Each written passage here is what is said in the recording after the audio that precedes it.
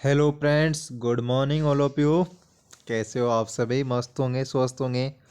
आप लोगों को थंबनेल में दिखाई दे रहा होगा, मैं आज आप लोगों के लिए एक बहुत बेहतरीन क्लास लेकर आया हूं। आज की क्लास में हम लोग भारत के प्रमुख बांध एवं नदी घाटी परियोजनाओं के बारे में विस्तार से डिटेल से चर्चा करने वाले हैं दोस्तों।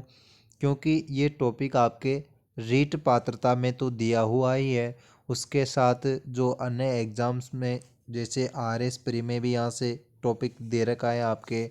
उसके अलावा जो फर्स्ट ग्रेड ज्योग्राफी से तैयारी कर रहे हैं उनके भी हैं, और जो सभी प्रतियोगी परीक्षाओं में जिनमें ये टॉपिक मेंशन है उनके लिए आज की क्लास बेहद महत्वपूर्ण है। तो बिना किसी देरी के आज की क्लास शुरू करते हैं। उससे पहले मैं आप लोगों से आग्रह करता हूं, आप चैनल पर नए हो तो चैनल को सब्सक्राइब कर दीजिए।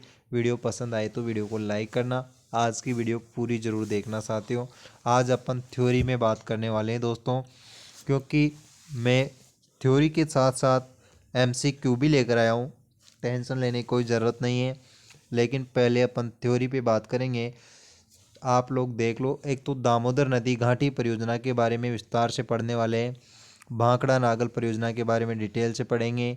व्यास परियोजना, क्योंकि यहाँ से हर बार क्वेश्चन पूछे जाते हैं एग्जाम में और अब भी पूछे जाते रहेंगे, तो उसी हिसाब से मैं आप लोगों के लिए क्लास तैयार करके लाया हूँ दोस्तों। बहुत मेहनत से क्लास बनाकर लाता हूँ। आप वीडियो को पसंद कर दिया करो और चैनल को सब्सक्राइब कर दीजिए। वीडियो पूरी ज़रूर देखना। शुरू करते हैं आज की क्लास।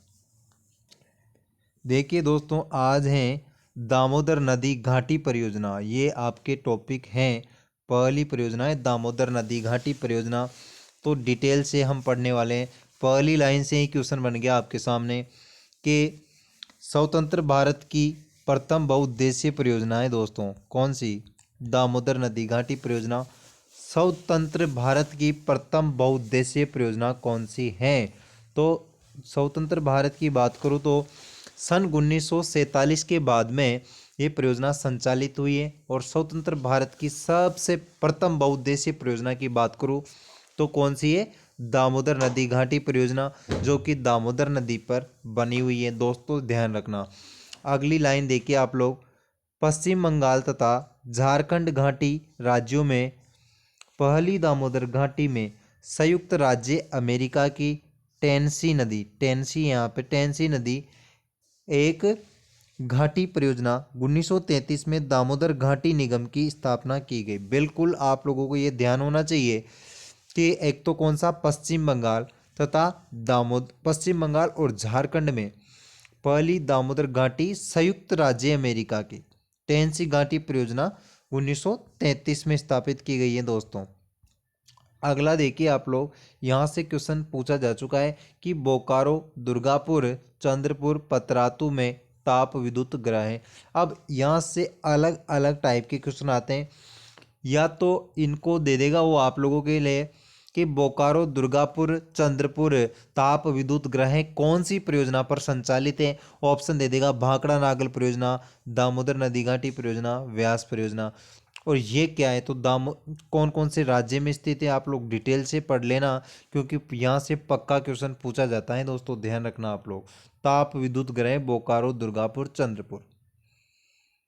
अगली देखिए आप लोग स्लाइड आ गए आपके सामने, भांकड़ा नागल परियोजना। विस्तार से पढ़ने वाले हैं दोस्तों, क्योंकि यहाँ से भी क्वेश्चन आता है। भांकड़ा नागल परियोजना तो पंजाब, हिमाचल प्रदेश में सतलज नदी पर, यहीं से देख लो आप। भांकड़ा नागल परियोजना कहाँ पर है? एक तो पंजाब में और एक हिमाचल प्रदेश में। कौन सी नदी पर है ये भी पूछ लिया गया। सतलज नदी पर कौन सी परियोजना संचालित है? भांकड़ा नागल परियोजना। अगली लाइन देखिए, देश की सबसे बड़ी बहुउद्देशीय परियोजना है। वेरी इंपॉर्टेंट रहेगी यहाँ से ये लाइन। देश की स्वतंत्र भारत की प्रथम बहुउद्देशीय परियोजना पूछे तो, स्वतंत्र भारत की प्रथम बहुउद्देशीय परियोजना पूछ ली तो दामोदर नदी घाटी परियोजना, और देश की सबसे बड़ी बहुउद्देशीय परियोजना पूछ ली तो भाखड़ा बांध या भाखड़ा नागल परियोजना। देश की सबसे बड़ी बहुउद्देशीय परियोजना है भाखड़ा नागल परियोजना। अगला देखिए दोस्तों, भाखड़ा बांध विश्व का सबसे ऊंचा गुरुत्वीय बांध 226 मीटर है। वेरी इंपॉर्टेंट है दोस्तों। विश्व का सबसे ऊंचा गुरुत्वीय बांध कौन सा है? भाखड़ा बांध। भाखड़ा बांध अलग है दोस्तों, नांगल बांध अलग है, जो कि रोपड़ पंजाब में है, और दोनों बांधों को मिलाकर एक संयुक्त परियोजना बनाई गई है सतलज नदी पर, जो कि पंजाब और हिमाचल प्रदेश में सतलज नदी पर स्थित है। दोनों राज्यों से जल विद्युत प्राप्त होती है, विद्युत सिंचाई सुविधा और विद्युत प्राप्त होती है दोस्तों पंजाब और हिमाचल प्रदेश को। तो विश्व का सबसे, पूरे वर्ल्ड का सबसे ऊंचा गुरुत्वीय बांध है दोस्तों भाखड़ा बांध। ध्यान रखना आप लोग, कितनी ऊंचाई इसकी? 226 मीटर। अगला देखिए, बांध के पीछे बनी झील का नाम गोविंद सागर, हिमाचल प्रदेश में। इस बांध के पहले एक झील निर्मित की गई है दोस्तों। कौन सी झील है? गोविंद सागर झील। वेरी इंपॉर्टेंट रहेगी। गोविंद सागर झील कौन से बांध पर बनी हुई है या कौन से राज्य में बनी हुई है? ध्यान रखना आप लोग, हिमाचल प्रदेश में दोस्तों गोविंद सागर झील। कहाँ पर है? गोविंद सागर झील हिमाचल प्रदेश में। अगला दे रखा है दोस्तों इसने, यह एशिया का दूसरा सबसे ऊंचा बांध है, जिसकी ऊंचाई 225.55 मीटर है। वेरी वेरी इंपॉर्टेंट रहेगा दोस्तों। एशिया का दूसरा सबसे ऊंचा बांध कौन सा है दोस्तों? भाखड़ा बांध। विश्व का न केवल विश्व का नहीं, एशिया का दूसरा सबसे ऊंचा बांध है दोस्तों। अगला क्वेश्चन, अगली स्लाइड में देखना, व्यास परियोजना के बारे में पढ़ने वाले हैं हम लोग कि व्यास परियोजना के बारे में क्या क्या हमारे लिए इम्पोर्टेंट रहेगा। तो जो व्यास परियोजना है, ये सिंचाई सुविधा एवं विद्युत उत्पादन की उत्तर पश्चिमी भारत की एक प्रमुख परियोजना है दोस्तों। तो दोस्तों जो व्यास परियोजना है, ये सिंचाई के लिए भी है और विद्युत उत्पादन के लिए भी कौन है। तो जो उत्तर पश्चिमी राज्य हैं, उधर से मैं बात करूँ तो आपके सामने पंजाब हरियाणा एवं संयुक्त राज्य, पंजाब हरियाणा और राजस्थान की संयुक्त राज्य परियोजना है, संयुक्त परियोजना है। यहाँ से क्वेश्चन पूछ लिया गया है दोस्तों, पशु परिचय में पूछा था कि व्यास परियोजना कौन से राज्य से संबंधित नहीं है। पंजाब हरियाणा राजस्थान और एक हिमाचल ऑप्शन में था शायद वहाँ पर, तो हिमाचल से कोई संबंध नहीं व्यास परियोजना का। व्यास परियोजना पंजाब हरियाणा और राजस्थान की एक संयुक्त परियोजना है साथियों। अगला देखिए, इस परियोजना का निर्माण पंजाब के कपूरथला जनपद में सतलज और व्यास नदी के संगम पर किया गया है दोस्तों। सतलज और व्यास नदी के संगम पर कपूरथला जनपद है, कहाँ का? पंजाब का, वहां पर है यह परियोजना। कौन सी परियोजना? व्यास परियोजना। तबकि सतलज नदी पर कौन सी परियोजना थी? भाखड़ा नांगल परियोजना। और सतलज और व्यास के संगम स्थल पर कौन सी है? व्यास परियोजना। व्यास नदी हिमाचल प्रदेश के हरिके नामक स्थान पर सतलज नदी में मिलती है। बिल्कुल, व्यास नदी है दोस्तों एक, जो कि हरिके नामक स्थान पर सतलज नदी में मिल जाती हैं दोस्तों। फिर जहाँ पर सतलज और व्यास का संगम स्थल है, वहीं पर पंजाब के कपूरथला जनपद में व्यास परियोजना बनाई गई है। अगली स्लाइड देखिए, ये भी व्यास परियोजना के बारे में डिटेल है अभी। यहीं पर हरिके बैराज बनाया गया है, इसी से राजस्थान नहर निकलती है दोस्तों। हरिके नामक स्थान पर जहाँ पर सतलज में व्यास नदी मिलती हैं, वहीं से राजस्थान नहर निकलती है साथियों।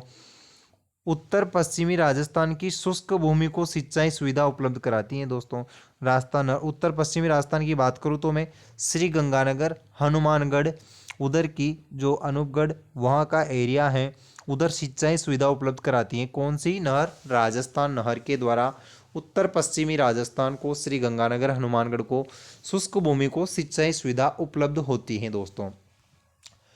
इसी नहर के कारण राजस्थान के उत्तर पश्चिमी क्षेत्र को भविष्य का अन्न भंडार कहा जाने लगा है। कौन सी नहर के कारण? राजस्थान नहर के कारण, क्योंकि राजस्थान नहर यहाँ पर सिंचाई कर देती है तो पर्याप्त फसल उत्पादन हो जाता है। नहीं तो वो जो उत्तर पश्चिमी शुष्क भूमि है वहाँ पर पानी की बहुत कमी है दोस्तों। लेकिन राजस्थान नहर सिंचाई करने के बाद वहाँ जल की पर्याप्त उपलब्धता हो जाती है और आसानी से खाद्यान्न फसलों का उत्पादन होता है बड़ी मात्रा में। चावल का, धान का उत्पादन श्री गंगानगर में खूब होता है, इसलिए श्री गंगानगर को अन्न भंडार कहा जाने लगा है दोस्तों। अगला देखिए, इस परियोजना द्वारा रावी और व्यास, सॉरी यहाँ पर थोड़ा मिस्टेक है, रावी और व्यास नदियों का जल सतलज नदी में लाया गया है दोस्तों। रावी और व्यास नदियों का जल सतलज नदी में कौन सी परियोजना के द्वारा लाया गया है? व्यास परियोजना के द्वारा। ध्यान रखना आप लोग, व्यास परियोजना काम करती है, रावी और व्यास नदी का जल सतलज नदी में ला रही है दोस्तों। तो इसका मतलब सतलज नदी बहुत ही इंपॉर्टेंट है साथियों, क्योंकि सतलज नदी पर अलग से तो भाखड़ा नागल परियोजना है, सतलज और व्यास के संगम पर ये परियोजना है व्यास परियोजना, और रावी का भी पानी यहाँ पर ला रही है सतलज नदी में। कौन सी परियोजना? व्यास परियोजना। व्यास नदी पर पौंग नामक बांध बनाया गया है। कौन सा बांध? तो यहाँ से भी क्वेश्चन पूछ लिया जाता है कई बार कि पौंग नामक बांध किस नदी पर बना हुआ है? ऑप्शन दे देगा, सतलज नदी, व्यास नदी, रावी नदी, चेनाब नदी। तो पौंग नामक बांध व्यास नदी पर बना हुआ है साथियों। अगली बहुत ही इंपॉर्टेंट प्यारी सी परियोजना है आपके सामने, चंबल परियोजना। कहाँ पर है और कौन कौन से राज्य में है? ध्यान रखना, क्योंकि चंबल तो राजस्थान की कामधेनु है दोस्तों, चर्मणवती नदी है और राजस्थान में बहने वाली सबसे लंबी नदी है दोस्तों। लेकिन इसका उद्गम होता है जानापाओ की पहाड़ियाँ, महू जिला, मध्य प्रदेश से चंबल नदी। इस पर 4 बांध बने हुए हैं दोस्तों। 4 में से एक बांध गांधी सागर तो आपके एमपी में है, जबकि 3 बांध हैं दोस्तों वो राजस्थान में। 3 में से भी राणा प्रताप सागर हैं जो रावतबाटा चित्तौड़गढ़ में हैं, और एक कोटा बैराज है जो बोराबास कोटा में बना हुआ है, और एक जवाहर सागर बांध भी आपके कोटा में है। यहाँ से भी जल विद्युत उत्पादन होती है। राणा प्रताप सागर से सर्वाधिक जल विद्युत उत्पादन 162 मेगावाट का उत्पादन होता है दोस्तों, ध्यान रखना। इसलिए चंबल परियोजना बहुत ही इंपॉर्टेंट हो जाती है। तो डिटेल से पढ़ते हैं, देखिए आप। यमुना की सहायक चंबल नदी के जल का उपयोग करने के लिए। अब यमुना की सहायक हो गई दोस्तों चंबल, किसकी सहायक है? यमुना की। यमुना किसकी सहायक है? गंगा की। ध्यान रखना, नदियां एक दूसरे से जुड़ी हुई है, इसलिए चंबल परियोजना अपने आप में बहुत महत्वपूर्ण है दोस्तों, क्योंकि जो यमुना की सहायक है चंबल, तो चंबल नदी के जल का उपयोग करने के चंबल माता है दोस्तों। चंबल से तो चंबल का पानी बहुत पवित्र है दोस्तों, बहुत प्रसिद्ध है सिंचाई के लिए दृष्टि से, पेयजल की दृष्टि से। चंबल नदी के पानी से बहुत लोग पले बड़े हुए हैं दोस्तों। हाड़ौती का एरिया तो चंबल नदी के ऊपर डिपेंड करता है दोस्तों, इसलिए न केवल हाड़ौती का बल्कि बहुत से स्थानों पर चंबल नदी का पानी पहुंचता है दोस्तों। तो चंबल के जल का उपयोग करने के लिए मध्य प्रदेश व राजस्थान में यह परियोजना संयुक्त रूप से है दोस्तों, संयुक्त रूप से संचालित है दोस्तों। 50% भागीदारी तो आपके राजस्थान की है और 50% भागीदारी आपके मध्य प्रदेश की है दोस्तों।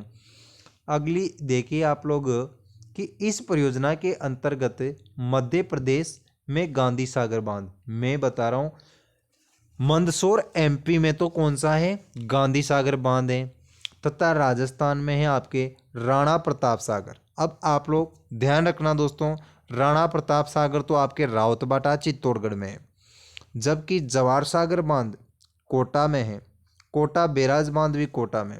अब यहाँ से बात करूँ मैं तो गांधी सागर जो बांध है इससे भी सिंचाई होती है। राणा प्रताप सागर से बड़ी मात्रा में जल विद्युत का उत्पादन होता है, 162 मेगावाट जल विद्युत उत्पादन होता है। एक क्वेश्चन और बनता है दोस्तों राणा प्रताप सागर बांध से, बताइए आप लोग कमेंट में कौन सा बनता होगा, मेरे मन में कौन सा क्वेश्चन आ रहा है। आप लोग भी अगर तैयारी करते होंगे तन मन से तो आप लोगों के माइंड में भी ऐसे क्वेश्चन पुटअप होने चाहिए, क्योंकि तैयारी करने वाले बच्चों के माइंड में क्वेश्चन तो बनते ही है।